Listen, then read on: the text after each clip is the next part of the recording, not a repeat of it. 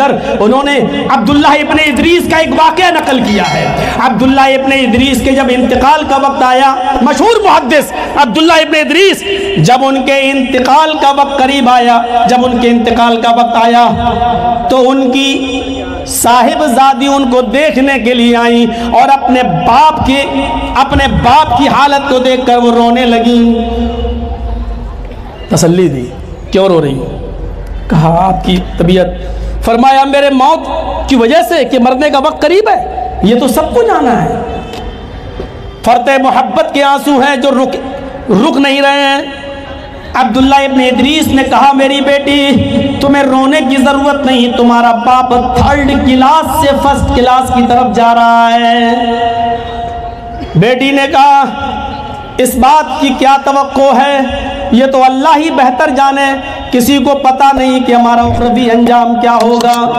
فرمایا میری بیٹی بالکل صحیح کہہ رہی ہے، اس بات کا علم تو کسی کو نہیں ہے، لیکن ایک امید تو لگائی جا سکتی ہے، ایک توقع بھی کی جا سکتی ہے۔ فرمایا ایسی کون سی نیکی ہے میرے ابو آپ کی کہ جس کی وجہ سے آپ توقع لگا رہے ہیں؟ تو عبداللہ ابن ادریس نے جو جواب دیا وہ سنیے۔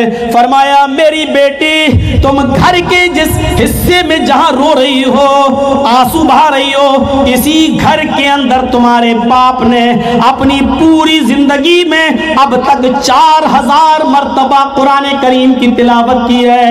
4000 مرتبہ میں نے قرآن پڑھا ہے، 4000 مرتبہ میں نے قرآن کریم کی تلاوت کی ہے۔ میرے بھائیوں، تاریخ خطیب بغدادی کے اندر یہ واقعہ آج بھی درج ہے۔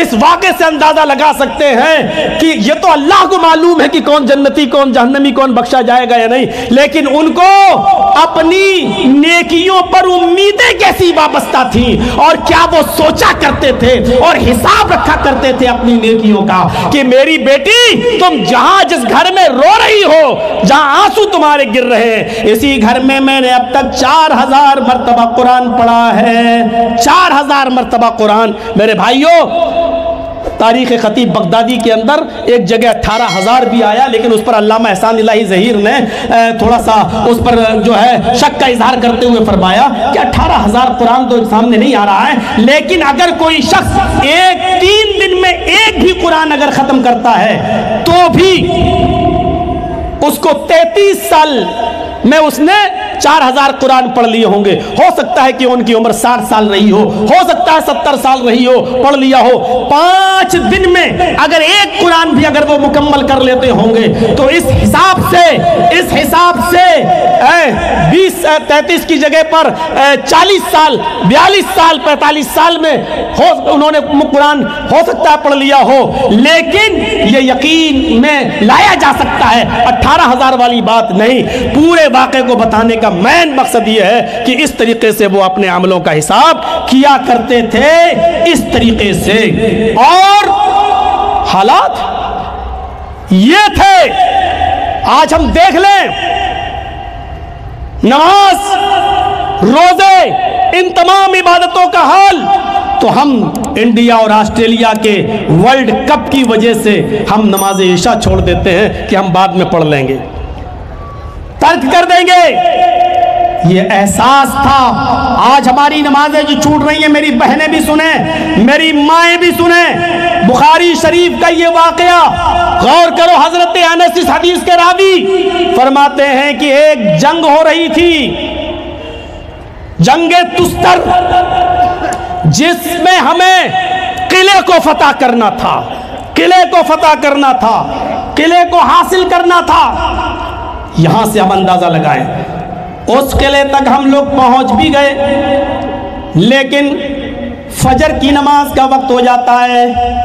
معاشرے کی دکھتی ہوئی رگ ہے یہ، غور کرو، فجر کی نماز کا وقت ہو جاتا ہے۔ حضرت انس کہتے ہیں کہ ہم لوگوں نے اشاروں میں باتیں کی، کیا ہونا چاہیے؟ اگر نماز پڑھنے لگتے ہیں تو اس قلعے کو حاصل کر لیں گے یہ کافر، اور اگر ہم تھوڑا سا اور محنت کر لیتے ہیں تو قلعے تک تو پہنچ ہی گئے، بس جھنڈا لہرانا باقی ہے۔